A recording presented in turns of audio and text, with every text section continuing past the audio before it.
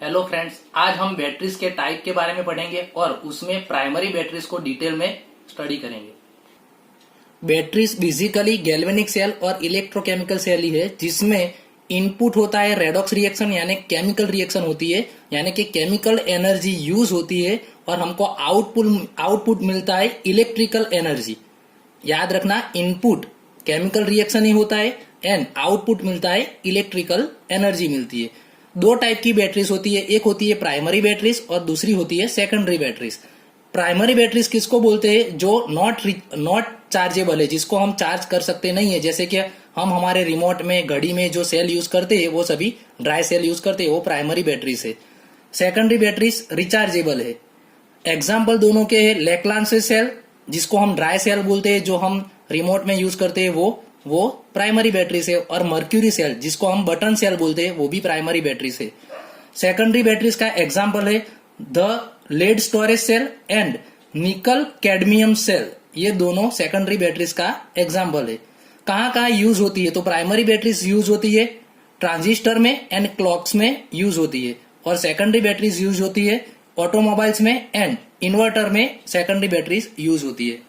अब हम primary batteries का स्टडी करेंगे, जिसमें दो है सेल, एक है लेक्लांसे सेल, दूसरा है मर्क्यूरी सेल। प्राइमरी बैटरीज की स्टडी करने से पहले हमको केमिकल रिएक्शन अच्छी तरह से आनी चाहिए। अगर केमिकल रिएक्शन अच्छी तरह से आ गया तो प्राइमरी बैटरीज इजीली याद रह जाएगी। केमिकल रिएक्शन में हमको याद रखना है कि एनोड पर ऑक्सीडेशन होता है, यानी कि इलेक्ट्रॉन दूर होता है, एंड कैथोड पर रिडक्शन होता है, यानी कि इलेक्ट्रॉन गेन होता है। ये हमको अच्छी तरह से याद होना चाहिए। प्राइमरी बैटरीज में एक पॉइंट हम याद रखेंगे, वो रिचार्जेबल है कि चार्जेबल नहीं है। तो वो नॉट चार्जेबल है, वो हमको अच्छी तरह से पता है।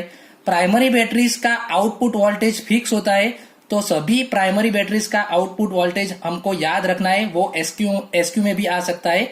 तो लेक्लांसे सेल का आउटपुट वोल्टेज है 1.5 वोल्ट।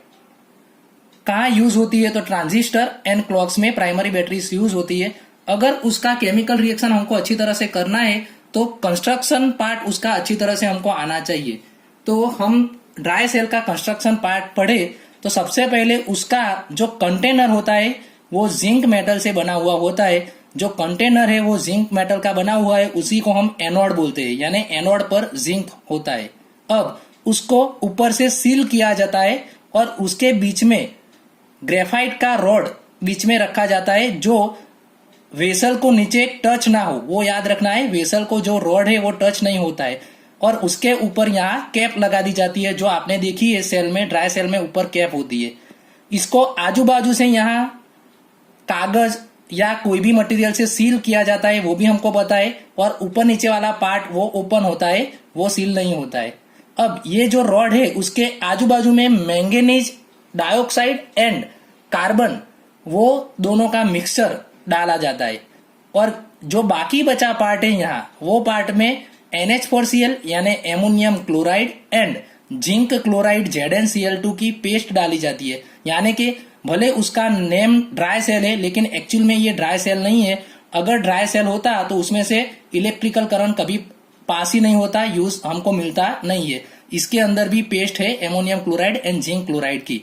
अब उसकी रिएक्शन के बारे में हम पढ़े तो रिएक्शन में सबसे पहले एनोड जिंक है, तो उसकी रिएक्शन एकदम इजी है। जिंक Zn+2 इलेक्ट्रॉन रिमूव करेगा। ये याद रखना है। एनोड में ऑक्सीडेशन होता है, तो उसकी ऑक्सीडेशन स्टेट बढ़ेगी। यहाँ 0 चार्ज है, Zn पर 0 चार्ज है, तो Zn+2 यानी कि ऑक्सीडेशन हुआ, 2 चार्ज बढ़ेगा, Zn+2 हुआ एंड 2 इलेक्ट्रॉन रिमूव हुआ। तो ये एनोड की रिएक्शन तो बहुत ही इजी है, लेकिन कैथोड की रिएक्शन थोड़ी हार्ड है। तो वो कैसे याद रखेंगे वो अभी मैं नीचे बताता हूँ।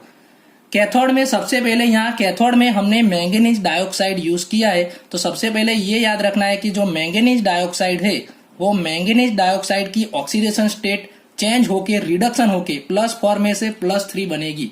ये अच्छी तरह से याद रखना है कि मैंगनीज डाइऑक्साइड की ऑक्सीडेशन स्टेट +4 में से +3 बनेगी। तो हमें यहाँ जो मैंगनीज ऑक्साइड बनेगा वो +3 वाला चाहिए।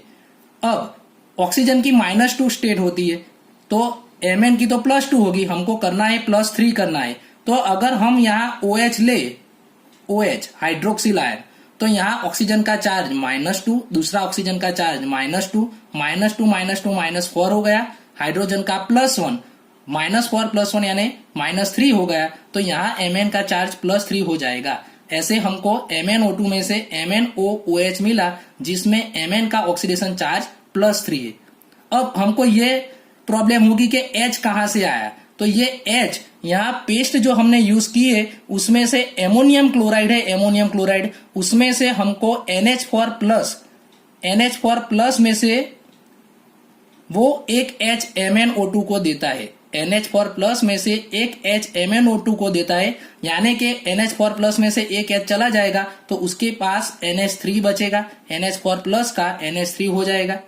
अब इलेक्ट्रॉन चेंजेस का हमको अच्छी तरह से पता होना चाहिए कि एनोड में लेफ्ट साइड में, राइट साइड में इलेक्ट्रॉन है तो कैथोड में लेफ्ट साइड में इलेक्ट्रॉन आएगा। अब यहाँ टोटल चार्ज तो 0 है और यहाँ टोटल चार्ज +1 है, तो एक इलेक्ट्रॉन यहाँ राइट साइड में होना चाहिए। तो ऐसे ये पूरा इक्वेशन हम कर सकते हैं। दूसरा प्राइमरी सेल है मर्क्यूरी सेल, वो भी नॉट चार्जेबल है। उसका आउटपुट वोल्टेज 1.35 वोल्ट है, यानी कि ड्राई सेल से ये थोड़ा कम है। ड्राई सेल में 1.5 वोल्ट था, ये 1.35 वोल्ट है। यूज इन कहाँ यूज होता है, तो वॉचेस में एंड हियरिंग एड्स में ये यूज होता है। यहाँ एनोड एंड कैथोड कौन कौन होता है वो याद रखना है। यहाँ जिंक एमालगम, उसमें सिर्फ जिंक था ड्राई सेल में, यहाँ जिंक एमालगम, एमालगम हम सेकंड चैप्टर में पढ़ चुके हैं, ZnHg को एमालगम बोलते हैं, तो जिंक एमालगम एनोड होगा। कैथोड में मर्क्यूरी ऑक्साइड, वहां मैंगनीज डाइऑक्साइड की थी, यहाँ मर्क्यूरी ऑक्साइड एंड कार्बन वो कैथोड होगा। और पेस्ट यहाँ होगी potassium hydroxide KOH plus zinc oxide की पेस्ट होगी, तो ये याद रखना है। अब यहाँ एनोड की रिएक्शन, इसमें एनोड की रिएक्शन आपने अच्छी तरह से कर ली तो कैथोड की इजीली हो जाएगी। एनोड में क्या होता है, तो सबसे पहले एनोड में हमारे पास जिंक है, वो जिंक सॉलिड नहीं है लेकिन मर्क्यूरी एमालगम वाला है, यानी नीचे हम Hg लिखेंगे। ये Hg हम बैलेंस में यूज नहीं करेंगे, ये सिर्फ उसकी फिजिकल स्टेट दिखाता है। अब एनोड है यानी ऑक्सीडेशन होगा। अब हमको मालूम है कि ऑक्सीडेशन में ऑक्सीजन बढ़ता है, तो ऐसा याद रखना है कि जिंक में एक ऑक्सीजन बढ़ेगा तो जिंक ऑक्साइड बनेगा, तो ये जिंक का ऑक्सीडेशन हो गया। अब हमको ये प्रॉब्लम होगा कि जिंक का ऑक्सीडेशन हो गया, जिंक ऑक्साइड बन गया, लेकिन ये ऑक्सीजन आया कहाँ से, तो ये ऑक्सीजन जो पेस्ट हमने KOH की डाली थी उसमें, जैसे ड्राई सेल में NH4Cl में से NH4+ यूज हुआ था, वैसे यहाँ KOH में से OH- यूज होता है। ये जो OH- है वो OH- में से हमको यहाँ ऑक्सीजन मिलता है, इसलिए हम यहाँ OH- लेफ्ट साइड में लिखेंगे। ये OH- KOH में से ये मिला हमको। अब ये सोचना है कि हाइड्रोजन यहाँ बैलेंस करने के लिए, हाइड्रोजन अकेला तो होता नहीं, H2 के फॉर्म में होता है, तो हमको यहाँ 2OH- लिखना पड़ेगा। 2OH- लिखेंगे तो हमको 2 हाइड्रोजन का मिल गया एटम, हाइड्रोजन 2। अब ऑक्सीजन का 2 एटम है, उसमें से एक ऑक्सीजन यहाँ आ गया तो एक ऑक्सीजन बाकी रहा, वो एक ऑक्सीजन यहाँ वाटर H2O बनेगा। ऑक्सीडेशन होगा तो इलेक्ट्रॉन हम जानते हैं कि राइट साइड में मिलेंगे, और 2 इलेक्ट्रॉन किस लिए लिखे, क्योंकि लेफ्ट साइड यहाँ -2 चार्ज है, तो राइट साइड में भी -2 चार्ज होना चाहिए, वो आप 11th में रेडॉक्स में पढ़ चुके हैं, तो यहाँ -2 चार्ज लिखना पड़ेगा। ये हमारा एनोड बन गया। अब कैथोड में क्या याद रखना है, तो कैथोड में सिंपल याद रखना है, यहाँ जिंक में से जिंक ऑक्साइड बना, तो कैथोड में जो हमारा मर्क्यूरी ऑक्साइड है वो उल्टा होगा। यहाँ जिंक में से जिंक ऑक्साइड मिला, जिंक में से मर्क्यूरी मिलेगा। अब यहाँ ऊपर जो इक्वेशन है उसमें से उल्टा लिख देना है, H2O + 2 इलेक्ट्रॉन लेफ्ट साइड में लिख देंगे एंड 2OH- राइट साइड में लिख देंगे, तो ये हमारा इक्वेशन हो जाएगा। अगर हम इसका ओवरऑल रिएक्शन लिखे तो यहाँ आमने सामने सभी आयन कट हो जाएंगे, 2OH- लेफ्ट साइड के, राइट साइड के कट हो जाएंगे, इलेक्ट्रॉन कट हो जाएंगे, H2O कट हो जाएगा, तो हमको मिलेगा सिर्फ zinc plus HgO gives zinc oxide plus Hg, यानी ये टोटल रिएक्शन में कोई भी आयन यूज नहीं होता है मर्क्यूरी सेल में, ये अच्छी तरह से याद रखना।